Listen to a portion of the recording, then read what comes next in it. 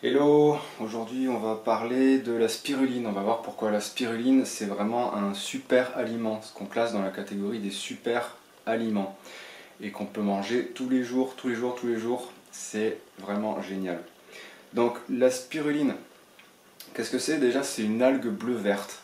Voilà, c'est une algue bleu-verte en fait, c'est à mi-chemin entre l'algue et la bactérie. On appelle ça une cyanobactérie. C'est quoi l'intérêt avec la spiruline? C'est qu'en fait c'est un aliment qui est extrêmement riche. Il est riche en plein de choses, avec des taux qui sont bien supérieurs à d'autres aliments. Donc par exemple 20 fois plus de fer que le germe de blé, une énorme quantité de bêta-carotène, c'est un antioxydant 30 fois plus que la carotte. Donc on trouve quoi? On trouve des vitamines, des minéraux, des oligo-éléments. Donc les propriétés, la liste est extrêmement longue, il y en a plein.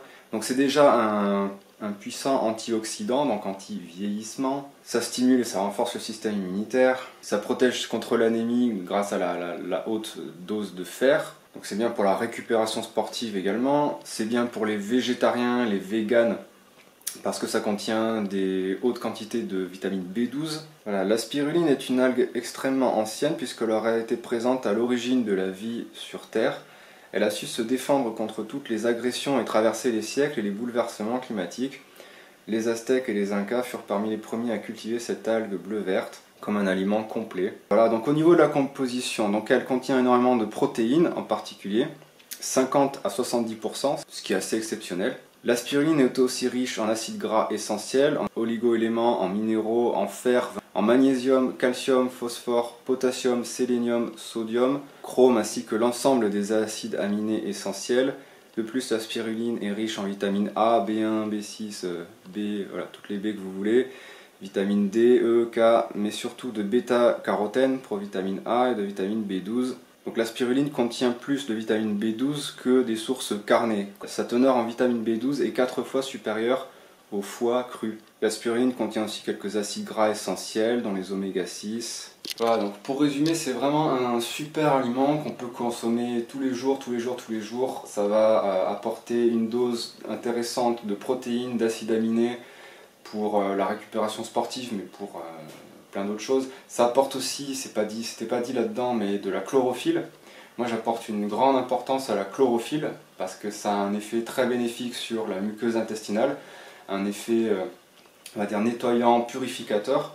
D'ailleurs au passage je vous conseille de regarder la molécule de la chlorophylle et vous verrez que c'est quasiment la même molécule que la molécule d'hémoglobine de sang, sauf qu'au lieu d'avoir un atome de fer au centre comme on a dans le sang, on a un atome de magnésium. Donc en fait, moi j'aime bien dire que la chlorophylle c'est un peu le sang des plantes.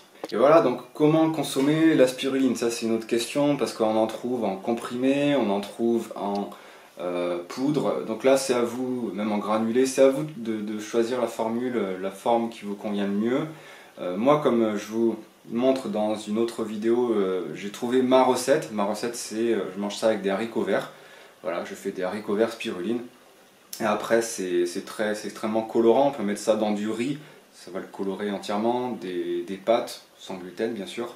Ah oui, un autre conseil aussi, c'est si vous n'arrivez vraiment pas à gober de la spiruline, eh bien ça passe pas trop mal en sucré en fait, c'est-à-dire avec de la confiture ou de la purée de fruits.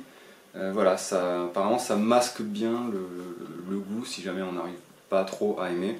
Voilà, donc très recommandé aux végétaliens pour refaire du stock d'acides aminés, de B12, de protéines, etc. Très conseillé aux personnes sujettes à l'anémie parce qu'il y a des grandes doses de fer. Alors on m'avait déjà posé la question d'ailleurs. Pour moi c'est pas très compliqué de remonter des taux de fer en fait. Il suffit de manger des lentilles, de la spiruline, voilà, de se faire une espèce de cure comme ça. Je vois pas pourquoi ça remonterait pas, à moins qu'on ait des problèmes d'absorption. Il faudra que je parle de ça dans le sujet sur le soja, problème d'absorption, c'est quelque chose que j'ai déjà vu. Et voilà, donc je vous laisse avec ces belles images de mes haricots verts spiruline. Alors je sais, elle a l'air bleue sur la caméra, la couleur passe mal. En réalité, elle est vraiment vert émeraude. J'adore la couleur de cette spiruline.